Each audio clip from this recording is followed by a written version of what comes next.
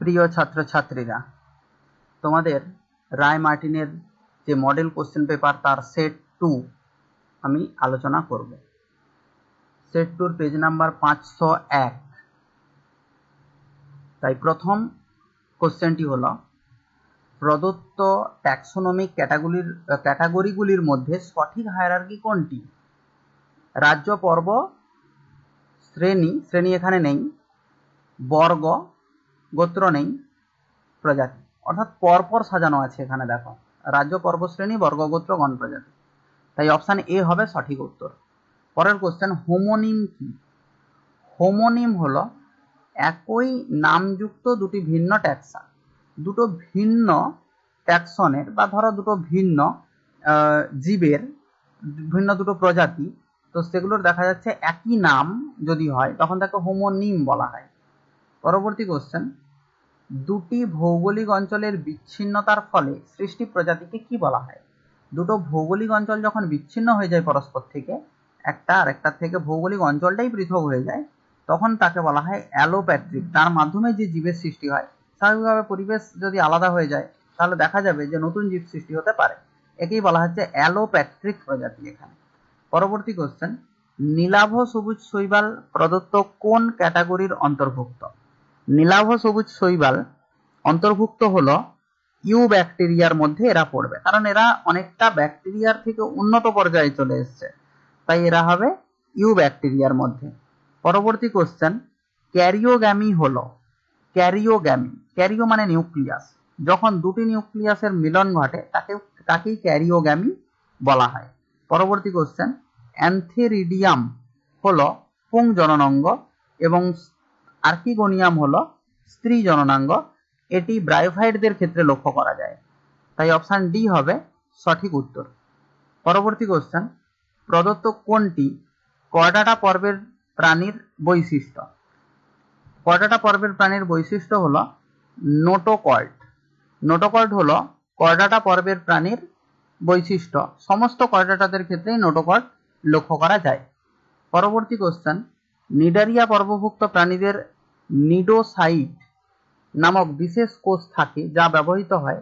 এগুলো নিডোসাইট বা নিডোব্লাস্টও বলা হয়, এটি নিডোব্লাস্ট কোষ নিডারিয়া পর্বভুক্ত প্রাণীদের ক্ষেত্রে, যেমন হাইড্রাদের ক্ষেত্রে লক্ষ্য করা যায়।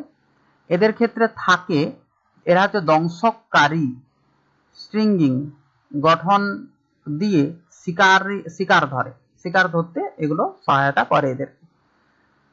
পরবর্তী কোশ্চেন, উদ্ভিদের যে অঞ্চলের কোষগুলি খুব ছোট, পাতলা প্রাচীর ও ঘন প্রোটোপ্লাজম যুক্ত এবং দ্রুত বিভাজনে সক্ষম, তা হলো বিভাজনশীল অঞ্চল। বিভাজনশীল অঞ্চল, এটা পাতলা প্রাচীর হয়, ঘন প্রোটোপ্লাজম থাকে, দ্রুত বিভাজন হয়, এখানে কি থাকে? ভাজক কলা থাকে। পরবর্তী কোশ্চেন, অ্যাক্টিনোমরফিক বলা হয় যদি ফুলটি অরীয়ভাবে প্রতিসম হয়। অ্যাক্টিনোমরফিক মানে বহু প্রতিসম। এই যে একটা ফুলকে যদি এইভাবে ধরা হয় তাহলে দেখা যাবে তাকে উপর থেকেও কাটলে দুটো সমানভাবে ভাগ পাওয়া যাবে, সাইড থেকেও কাটলে দুটো মধ্য অক্ষ বরাবর কাটতে হবে, সবসময় দুটো সমান ভাগে ভাগ করা যাবে, তখন তাকে অ্যাক্টিনোমরফিক বা বহু প্রতিসম বলা হয়। ওটাই যদি জাইগোমরফিক বলা হয় বা বহু প্রতিসম, তাহলে মটরের ক্ষেত্রে দেখা যাবে ফুলটির আকৃতি ভিন্ন হওয়ায় মাঝ বরাবর একবার কাটলেই দুটো সমানভাবে ভাগ হবে, নাহলে হবে না। এটিকে অ্যাক্টিনোমরফিক বলা হয়। পরবর্তী কোশ্চেন, অ্যাপোকার্পাস বলতে বোঝায় একাধিক গর্ভপত্র পরস্পর মুক্ত অবস্থায় থাকে। উদাহরণ হচ্ছে চাপা, একাধিক গর্ভপত্র, অ্যাপোকার্পাস, যখন অনেকগুলো গর্ভপত্র মুক্ত অবস্থায় থাকবে। চাপার ফলটা ঠিক কেমন হয়? আঙ্গুরের মতো। গর্ভপত্র, ফুলটা একটা ফুটছে, কিন্তু যখন ফল তৈরি হচ্ছে দেখা যাচ্ছে সেগুলো লথা হয়ে ঝুলছে যেন একটি আঙ্গুরের মতো। তাহলে কি এখানে যে প্রত্যেকটা গর্ভপত্র, সেই গর্ভপত্র যেগুলো মিলে গর্ভাশয়টা গঠন করেছিল, সেই গর্ভপত্রগুলো কি হচ্ছে? এখানে পরস্পর মুক্ত অবস্থায় থেকে যাচ্ছে, তাই জন্য এটা মুক্ত অবস্থায় থাকার জন্য এটা হচ্ছে অ্যাপোকার্পাস বলা হয়। সিনকার্পাস যুক্ত, যেমন জবার ক্ষেত্রে পাওয়া যায়। পরবর্তী কোশ্চেন, বীজের কোন অংশটি ভ্রূণের বৃদ্ধির জন্য পুষ্টির যোগান দেয়? অবশ্যই শস্য হচ্ছে পুষ্টির জন্য, ভ্রূণকে পুষ্টি যোগান দেবে। পরবর্তী কোশ্চেন, কাষ্ঠল উদ্ভিদে কর্ক ক্যাম্বিয়াম প্রধান কাজ কোনটি? কাষ্ঠল উদ্ভিদের ক্ষেত্রে কর্ক ক্যাম্বিয়ামের প্রধান কাজ হলো গৌণ বৃদ্ধি ঘটানো। ঠিক আছে, গৌণ বৃদ্ধি যে ঘটায় কর্ক ক্যাম্বিয়াম বা ফেলোজেন, গৌণ বৃদ্ধির মাধ্যমে উদ্ভিদটি প্রস্থে বৃদ্ধি পায়, তাই জন্য বলা হচ্ছে উদ্ভিদটি মোটা হয়, তাই এরা গৌণ বৃদ্ধি ঘটাতে সাহায্য করে। পরবর্তী কোশ্চেন, স্ক্লেরেনকাইমা কলা বিশিষ্ট চক্রাকার স্তর বা অন্তঃস্থকের ভেতরের দিকে ও ফ্লোয়েমের বাইরের দিকে অবস্থিত সেটি হলো পরিচক্র। এই পরিচক্রটি যেটি স্ক্লেরেনকাইমা কলা দ্বারাও গঠিত হয়। স্ক্লেরেনকাইমা মানে কি? স্ক্লেরেনকাইমা মানে মৃত প্রকৃতির কলা এবং প্রাচীর লিগনিন দ্বারা গঠিত হয়ে খুব স্থূল হয়ে যায়, শক্ত হয়ে যায়, অন্তঃস্থকের ভেতরে বা এন্ডোডার্মিসের ভেতরে অবস্থান করে আর ওপাশ থেকে ফ্লোয়েমের বাইরের দিকে অবস্থান করে, পরিচক্র এটি। তারপরের কোশ্চেন, পুরুষ এবং স্ত্রী ব্যাঙ থেকে পৃথক কোনটি? এখানে পুরুষের গায়ের রং এবং স্ত্রীর গায়ের রং দুটো ভিন্ন হয়। না, দুটোর সরি এটাই একমাত্র একই, নাহলে বাকিগুলো পৃথক ঘটাতে সহায়তা করে। যেমন শব্দ সৃষ্টিকারী, পুরুষ ব্যাঙ শব্দ সৃষ্টি করতে পারে, স্ত্রী ব্যাঙ শব্দ সৃষ্টি করতে পারেনি, এত তীক্ষ্ণ এত কর্কশ শব্দ সৃষ্টি করতে পারেনি। আর অগ্রপদের প্রথমে কপুলারি প্যাডের উপস্থিতি, এটাও পুরুষ ব্যাঙের ক্ষেত্রে পাওয়া যায়, স্ত্রী ব্যাঙের ক্ষেত্রে পাওয়া যায়নি, তাই জন্য বলা হচ্ছে এ আর সি অপশন ডি হবে সঠিক উত্তর। এরাই পৃথক পরস্পর থেকে এই দুটো বৈশিষ্ট্যের দিক থেকে। পরবর্তী কোশ্চেন, প্রদত্ত কোনটি কোষীয় গঠনের সঠিক ক্রম? কোষীয় গঠনের সঠিক ক্রম হলো কোষ থেকে কলা, কলা থেকে অঙ্গ, অঙ্গ থেকে তন্ত্র, তন্ত্র থেকে জীবদেহ। এটা ক্লাস 8 এর কোশ্চেন, এটা তোমরা সকলেই জানো। পরবর্তী কোশ্চেন, হাড় বা অস্থি হলো ড্যাশের প্রাকৃতিক ভান্ডার। এটাও সোজা কোশ্চেন, কারো হাড় ভেঙে গেলে কি খায়? ক্যালসিয়াম ট্যাবলেট ডাক্তার প্রচুর পরিমাণে দেয়, অর্থাৎ হাড়ে প্রচুর পরিমাণে ক্যালসিয়াম আছে, আর ক্যালসিয়াম দিলেই এই হাড় সহজেই তৈরি হয়ে আবার জোড়া লেগে যাবে। পরবর্তী কোশ্চেন, রক্ত জালকের ক্ষেত্রে গাত্র ড্যাশ কোষ দ্বারা গঠিত হয়। এই যে আমাদের রক্ত জালক, সহজেই দেখতে পাবে, হাতটাকে মুঠো করলে দেখতে পাবে যে বড় সরু সরু রক্ত জালক গুলো চলে এসছে, রক্ত বাহগুলো চলে এসছে। অবশ্যই এগুলো আরো সরু ভাগে বিভক্ত হয়। রক্ত জালক আমাদের সারা দেহে আছে, সেগুলো এন্ডোথেলিয়াল কোষ দ্বারা গঠিত হয়। পরবর্তী কোশ্চেন, প্রোটিনের গ্লাইকোলেশনের সঙ্গে যুক্ত কোষ অঙ্গাণুটি হলো? প্রোটিনের গ্লাইকোলেশন মানেটা কি? প্রোটিনের গ্লাইকোলেশন মানে এখানে প্রোটিন বা লিপিড কার্বোহাইড্রেটের সঙ্গে যুক্ত হলে তখন সেটাকে বলা হয় গ্লাইকোলেশন। তাহলে প্রোটিনের গ্লাইকোলাইসিসের সঙ্গে যুক্ত অঙ্গাণুটার নাম হচ্ছে এন্ডোপ্লাজমিক রেটিকুলাম, এবং এর সঙ্গে আরেকটা উত্তর হবে গলগি বডি। এই দুটো জায়গাতেই প্রোটিন এবং লিপিডের সাথে যুক্ত হয় কার্বোহাইড্রেট, তাই জন্য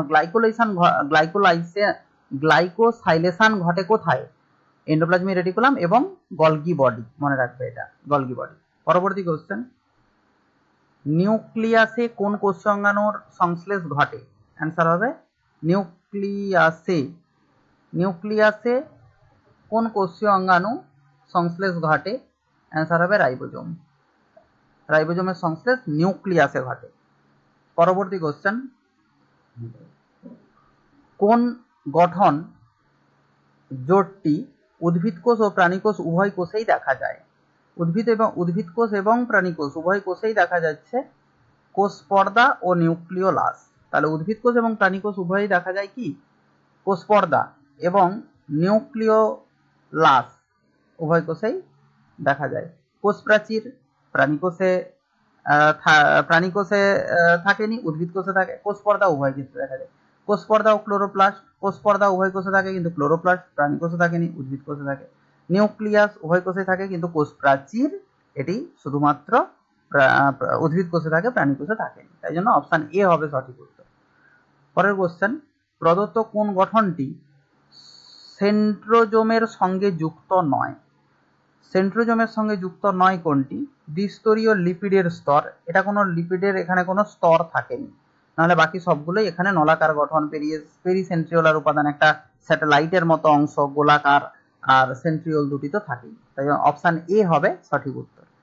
পরের কোশ্চেন 24, উৎসেচক অ্যান্টিবডি ও কিছু হরমোন গঠিত হয় মূলত প্রোটিন, দ্বারা। উৎসেচক, অ্যান্টিবডি এবং কিছু হরমোন এগুলো প্রোটিন দ্বারা গঠিত হয়। প্রদত্ত কোনটি লিপিডের কাজ নয়?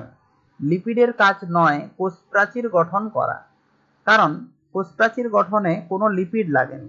কোষ প্রাচীর গঠনের সময় লিগনিন, সুবেরিন লাগে এবং সবথেকে ইম্পর্টেন্ট যেটা সেটা হচ্ছে সেলুলোজ লাগে। পরবর্তী কোশ্চেন, আরএনএতে থাইমিনের বদলে থাকে কি? অবশ্যই আরএনএতে থাইমিনের পরিবর্তে ইউরাসিল, এটা ক্লাস 9 এর কোশ্চেন, ইউরাসিল থাকবে।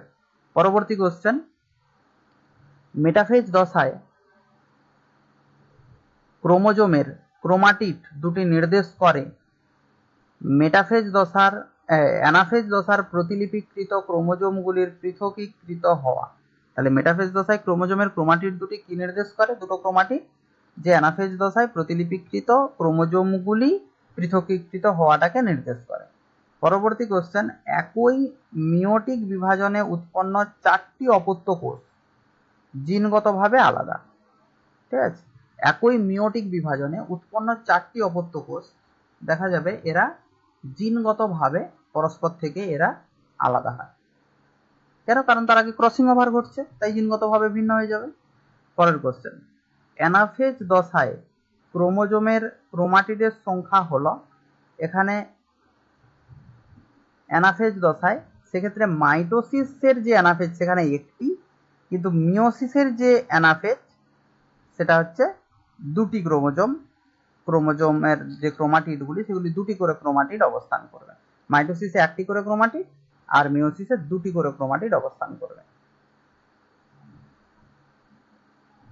পরবর্তী কোশ্চেন, ক্রোমোজোমের কোষ চক্রের কোন দশায় হিস্টোন প্রোটিন সংশ্লেষিত হয়?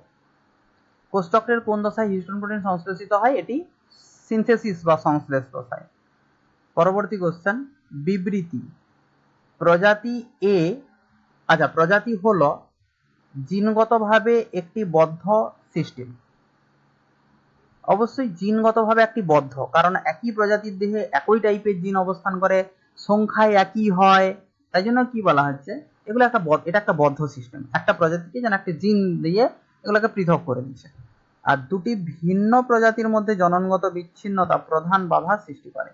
অবশ্যই দুটি ভিন্ন প্রজাতি তো প্রজননগত বাধা থাকবেই, কারণ তাদের মধ্যে জনন ঘটা সম্ভব নয়, কারণ তারা পরস্পর থেকে ভিন্ন হয়। একই প্রজাতির মধ্যে জনন ঘটা সম্ভব, তাই জন্য এইখানে যে দুটো এরা পরস্পর কিন্তু সম্পর্কিত, এই কারণে বলা হলো এ আর উভয়ই ঠিক, আর এ এর সঠিক ব্যাখ্যা। পরবর্তী কোশ্চেন 32, গ্যামেট একটি জিনের কেবলমাত্র একটি অ্যালিলই গ্রহণ করে। গ্যামেট একটি জিনের কেবলমাত্র একটি অ্যালিলই গঠন করে, এটি সত্য। আর অ্যালিল গঠনকালে হ্যাপ্লয়েড কোষ তৈরিতে মাইটোসিস কোষ বিভাজন প্রধান ভূমিকা নেয়। তাহলে গ্যামেট গঠনকালে মাইটোসিস কোষ বিভাজন তো ঘটে, গ্যামেট গঠনকালে হ্যাপ্লয়েড কোষ সৃষ্টিতে মাইটোসিস কোষ বিভাজনটাই ঘটে। এখানে কিন্তু গ্যামেট সৃষ্টির সময় মিওসিস কোষ বিভাজন ঘটে, সকলেই জানো। কিন্তু মনে রাখবে, প্রথম যে মাইটোসিস 1 আর মিওসিস 1 আর মিওসিস 2, সেখানে মিওসিস 1টাই হ্রাস বিভাজন, মিওসিস 2টা কিন্তু সমবিভাজন। ক্রোমোজোম সংখ্যা এখানে অর্ধেক হয়নি, তাই মিওসিস 2টা হলো একটা সমবিভাজন অর্থাৎ মাইটোসিস। তাই জন্য এখানে বলছে মাইটোসিস কোষ বিভাজনের প্রধান ভূমিকা নেয়। তাই অপশন এ বি সঠিক উত্তর এবং এ আর এর সঠিক ব্যাখ্যা। অপশন এ হলো সঠিক উত্তর এখানে। পরবর্তী কোশ্চেন, ইউক্যারিওটিক কোষের সাইটোপ্লাজম সুবিস্তৃত প্রকোষ্ঠে বিভক্ত। ইউক্যারিওটিক কোষের সাইটোপ্লাজম সুবিস্তৃত প্রকোষ্ঠে বিভক্ত। ইউক্যারিওটিক কোষের সাইটোপ্লাজম অবশ্যই এটাও তো সঠিক, অনেকগুলো প্রকোষ্ঠে বিভক্ত হয়, কারণ এন্ডোপ্লাজমিক রেটিকুলাম এগুলোকে অনেকগুলো প্রকোষ্ঠে বিভক্ত করে দেয়। পরবর্তী কোশ্চেন, ইউক্যারিওটিক কোষে পর্দাবৃত কোষীয় অঙ্গাণু উপস্থিত। তাহলে পর্দাবৃত কোষীয় অঙ্গাণু এটাতেও থাকে, ইউক্যারিওটিক কোষেও থাকে। তো এ আর উভয়ই সঠিক, আর এর সঠিক ব্যাখ্যা। পরবর্তী কোশ্চেন, ওই যে এন্ডোপ্লাজমিক রেটিকুলাম এটাও তো পর্দাবৃত কোষীয় অঙ্গাণু, তাই জন্য সঠিক ব্যাখ্যা। পরবর্তী কোশ্চেন 34, প্রোটিস্টার কোষে সুনির্দিষ্ট নিউক্লিয়াস ও অন্যান্য পর্দাবৃত অঙ্গাণু থাকে। প্রোটিস্টার কোষে সুনির্দিষ্ট নিউক্লিয়াস অবশ্যই থাকে এবং পর্দাবৃত কোষীয় অঙ্গাণু এদের মধ্যে থাকে। প্রোটিস্টা হলো ইউক্যারিওটিক জীব, এটাও সত্য। তাহলে এ এবং আর সঠিক, এবং ইউক্যারিওটিক হওয়ার জন্য এগুলো এই সুনির্দিষ্ট নিউক্লিয়াস অন্যান্য কোষীয় অঙ্গাণু থাকে। তাই আর এ এর সঠিক ব্যাখ্যা। পরবর্তী কোশ্চেন, অধিকাংশ একবীজপত্রী উদ্ভিদের পত্র ফলকের সমান্তরালে শিরাগুলি উপস্থিত থাকে, যা সমান্তরাল শিরাবিন্যাস। একবীজপত্রী উদ্ভিদের তো অবশ্যই সমান্তরাল শিরাবিন্যাস। আর সাধারণত দ্বিবীজপত্রী উদ্ভিদে উপশিরাগুলি জালকের মতো গঠন তৈরি করে, জালিকাকার শিরাবিন্যাস গঠন করে। তাহলে দুটোই ঠিক, কারণ দ্বিবীজপত্রী উদ্ভিদের ক্ষেত্রে জালিকাকার আর একবীজপত্রী উদ্ভিদের ক্ষেত্রে সমান্তরাল শিরাবিন্যাস, কিন্তু এরা পরস্পরের সঙ্গে সম্পর্কিত নয়, তাই জন্য আর এ এর সঠিক ব্যাখ্যা নয়, কিন্তু দুটো পরস্পর সঠিক। এইভাবে এটা হলো সেট 2। এবার মডেল 1 2 3 4 আসবে, আমি প্রত্যেকটিই দেব। আমার যদি অ্যাকাউন্টটা একটু ফলো করে রাখো, তাহলে তোমরা এখানে পরপর এগুলো পেতে পারবে।